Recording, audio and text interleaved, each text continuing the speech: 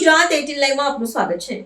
વંથલીમાં ખનીજ માફિયાઓ સામે મોટી કાર્યવાહી, 9 ડમ્પર અને 1 લોડર જપ્ત કરી ₹3.5 કરોડનો મુદ્દામાલ સીઝ કર્યો। જૂનાગઢ જિલ્લાના વંથલીમાંથી ખનીજ વિભાગ અને પોલીસની મોટી કાર્યવાહી સામે આવી છે।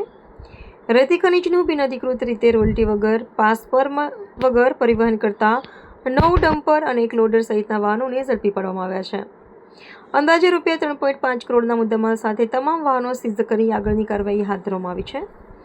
વંથલીમાં ખનીજ ચોરી અને બિનઅધિકૃત રીતે રેતી પરિવહન સામે ખનીજ વિભાગે કડક કાર્યવાહી હાથ ધરી છે।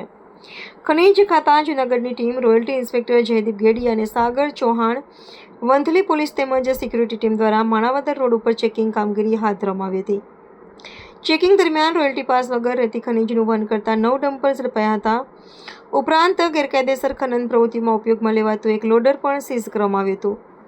કુલ 10 વાહનો સામે કાયદેસરની કાર્યવાહી હાથ ધરવામાં આવી છે। ખનીજ વિભાગના જણાવ્યા મુજબ જપ્ત કરાયેલા વાહનો અને ખનીજની કુલ કિંમત અંદાજે ₹3.5 કરોડ જેટલી થાય છે।